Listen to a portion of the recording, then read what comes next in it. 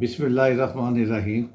السلام علیکم میرے پیارے پیارے ناظرین، گزشتہ دنوں ہمارے ملک میں انتخابات ہوئے ہیں جس کے بڑے عجیب سے انسپیکٹڈ نتائج آئے ہیں۔ ہماری بڑی بڑی سیاسی جماعتوں نے جو بڑی جماعتیں ہیں انہوں نے بہت بڑے اچھے منشور دیے تھے، جسے دیکھ کر یہ توقع کی جا رہی تھی کہ شاید ہمارے حالات ملک کا بہتر ہو جائیں گے، لیکن اس کے نتائج جو آئے ہیں اور نتائج کے بعد جو کچھ اب ان سیاسی جماعتوں نے جنہوں نے بڑے بڑے دعوے کیے تھے اور بڑے بڑے اچھے منشور دیے تھے، جنہیں دیکھ کر یہ توقع کی جا رہی تھی کہ انشاءاللہ تعالی ہمارے ملک میں بہتری ہو جائے گی، کوئی مہنگائی میں کمی آئے گی، کچھ لوگوں کا معیار بہتر ہوگا، جو غریب غربت کی چکی میں پس رہے تھے یا غربت کی لکیر سے نیچے زندگی بسر کر رہے تھے، ان کو توقعات تھیں جس میں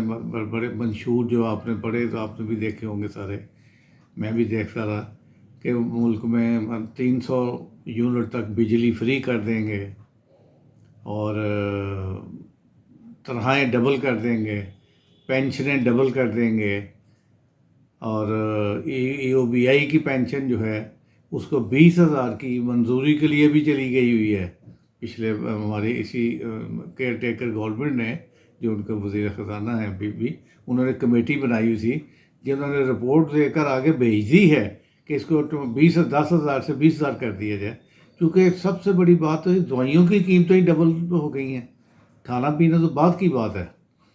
تو وہ سارے معاملات جو ہیں وہ اس طرح کھڈے لین لگ گئے ہیں یا کھٹائی میں پڑ گئے ہیں کہ اب لوگ پریشان ہیں کہ کیا کریں اس کے لیے۔ کوئی بندے کچھ انزائٹی کا شکار ہو رہے ہیں، کچھ بڑی تکلیف میں ہیں، اور ہر بندہ کسی بندے کی وائٹامن ڈی ان کو کم ہوتی جا رہی ہے، لوگوں کی باڈی میں جو مزاحمت کی قوت تھی وہ سوچ کر پریشان ہو رہے ہیں کہ کیا بنے گا ہمارے ساتھ۔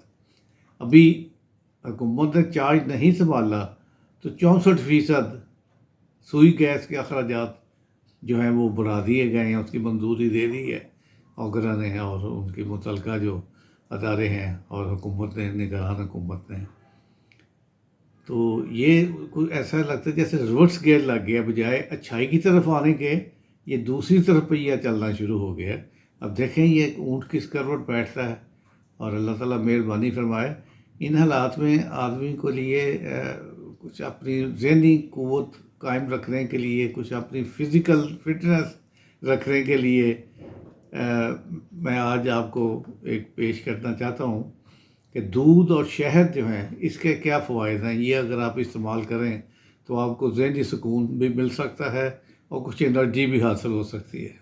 اس کے فوائد ہمارے حضور صلی اللہ علیہ وسلم کو یہ بہت محبوب تھا، شہد کا استعمال کرنا اور دودھ کا استعمال کرنا، اور اللہ تعالیٰ نے بھی قرآن پاک میں فرمایا ہے کہ اس میں شفا ہے، اور حکماں نے بھی شہد کے بے شمار فوائد لکھے ہیں۔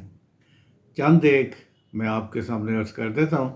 شہد کے فوائد: نہار منہ شہد چاٹنے سے بلغم دور ہوتا ہے، یعنی خارج ہونا شروع ہو جاتا ہے، معدہ صاف ہو جاتا ہے، فضلات کو دفع کرتا ہے، سدے کھولتا ہے، سدھا ہو تو تب بھی قبض کا شکار آدمی ہو جاتا ہے، معدہ کو اعتدال میں لاتا ہے، دماغ کو طاقت دیتا ہے، مثانہ کے لیے بے حد مفید ہے، حتیٰ کہ پیشاب کے بند ہونے کو بھی کھول دیتا ہے، جاری کر دیتا ہے۔ اگر پیشاب کی رکاوٹ ہو یا کم آ رہا ہو تو اس کو بھی کھول دیتا ہے۔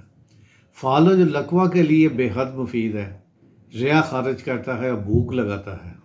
ناظرین، شہد مختلف قسم کے پھولوں کا ایک قسم کا عرق ہے، جوہر ہے۔ اگر تمام دنیا کے حکمات جمع ہو کر ایسا عرق تیار کرنا چاہیں تو شاید ہرگز نہیں بنا سکتے۔ یہ میرے اللہ تعالیٰ کی شان ہے کہ اپنے بندوں کے لیے ایسے عمدہ کثیر الفوائد ایجاد کی ہے، دی ہے لوگوں کو شہد کی شکل میں۔ حضرت ابن عباس رضی اللہ عنہ فرماتے ہیں کہ پینے کی چیزوں میں حضور پاک صلی اللہ علیہ وسلم کے نزدیک دودھ بہت عزیز تھا۔ چہرے کا رنگ سرخ کرتا ہے، دماغ کو قوی کرتا ہے۔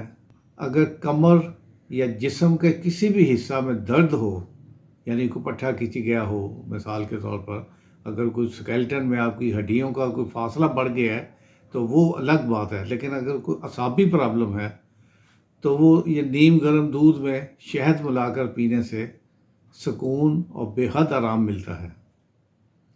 اس کے علاوہ دودھ میں وہ طاقت موجود ہے جو باقی کسی دوسری غذا میں نہیں ہے، لہٰذا اس کو اپنی زندگی کی غذا کا لازمی حصہ بنائیں اور صحت مند رہیں۔ ناظرین، کل انشاءاللہ کسی نئی نعمت کے ساتھ حاضر ہوں گا۔